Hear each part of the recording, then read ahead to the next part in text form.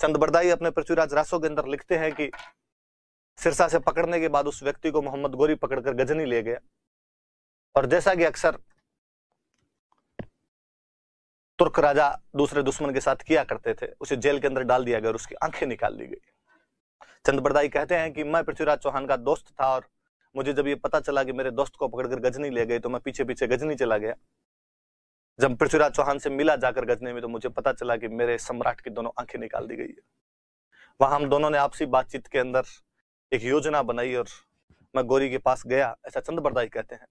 चंदबरदाई गोरी के पास गए और उन्होंने गोरी को जाकर कहा कि सम्राट ये क्या किया, हमारे राजा ने जब तुम्हें पकड़ा था तो तुम्हें ससम्मान छोड़ दिया था, वहां से वापस भेज दिया था, तुमने हमारे राजा को पकड़ा तो आंखें निकलवा दी। गोरी ने कहा कि अपनी अपनी संस्कृतियों की बात है, तुम्हारी संस्कृति कहती है कि दुश्मन माफी मांग ले तो छोड़ देना चाहिए, हमारी संस्कृति कहती है कि आंखें फोड़ देनी चाहिए, अभी तो आंखें फोड़ी मारेंगे हम।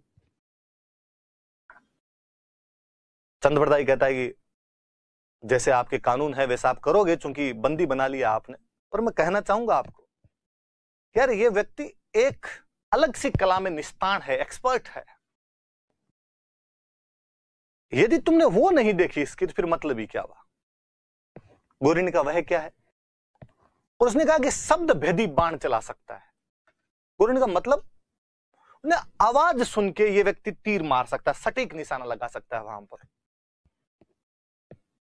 गोरी ने कहा चंदबरदाई मैं ही मिला सुबह से, ऐसी मजाक अच्छी नहीं होती। बिना आंखों के जब दिखता ही नहीं है तो निशाना कैसे लगेगा टारगेट पे। चंदबरदाई ने कहा कि तुम शायद हमारी संस्कृति को ढंग से जानते ही नहीं हो, हमारे बहुत सारे राजा हुए हैं जिन्होंने शब्द भेदी बाण चलाए हैं।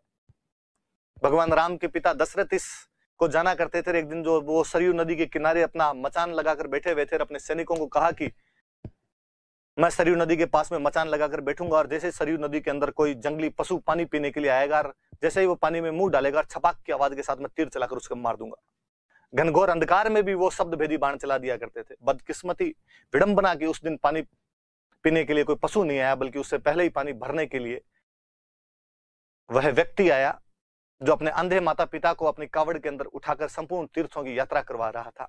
वह व्यक्ति जिसको भारत की सभ्यता आज भी आज्ञाकारी पुत्र के रूप में जानती है, वह श्रवण कुमार जिसके हम रक्षाबंधन के दिन पूजा करते हैं, वह पानी भरने के लिए आया। जैसे श्रवण कुमार ने अपने बर्तन को सरयू नदी में डाला और छपाक की आवाज ने राजा दशरथ ने चौकन्ना किया, उन्होंने तीर चलाया, श्रवण कुमार वहीं पर मारा गया।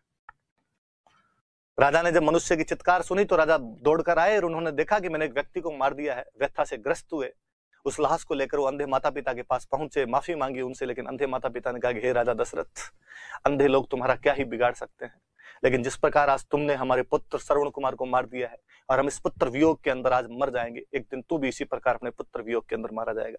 कालांतर में कैकेयी के वरदान और उस कहानी ने भगवान राम को वनवास दिलवाया और भरत को राजतिलक दिलवाया। भगवान राम के वियोग के अंदर राजा दशरथ उसी प्रकार तड़प तड़प के मरे थे जिस प्रकार श्रवण कुमार के माता पिता मरे थे। चंदबरदाई ने कहा कि हमारे पूरी रामायण ही इस बात पर रच दी गई कि शब्द भेदी बाण है और तुम्हें विश्वास नहीं है। सुल्तान ने कहा कि हाथ कंगन को आरसी गया, सुल्तान इस कारनामे को देखना पसंद करेगा। दूसरे दिन एक बड़े से मंच पर सुल्तान को बिठाया गया, प्लेटफॉर्म पर। नीचे एक छोटा प्लेटफॉर्म लगा के पृथ्वीराज चौहान को वहां पर खड़ा किया गया।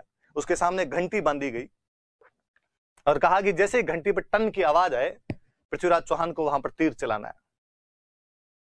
पृथ्वीराज चौहान ने कहा ठीक है, चला दूंगा। चंदबरदाई आगे ऐसे और लिखते हैं कि उस समय मैंने पृथ्वीराज चौहान को हमारी देशज भाषा में, हमारी लोकल भाषा के अंदर एक दोहा सुनाया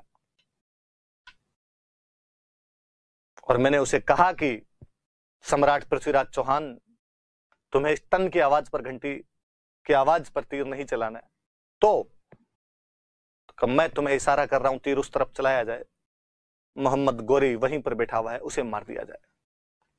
आप ज्यादातर उस दोहे को, उस कहानी को जानते हो। 4 बांस 24 गज अंगुलष्ट प्रमाण, ताऊ पर सुल्तान है मत चुके चौहान। ये 4 बांस 24 गज और 8 अंगुलियों जितनी दूरी पर सुल्तान बैठा हुआ है, चौहान चूक मत जाना, आज यहां तीर चलाया जाए। पृथ्वीराज चौहान सटीक उसी दिशा में तीर चलाता और मोहम्मद गोरी को मार देता है।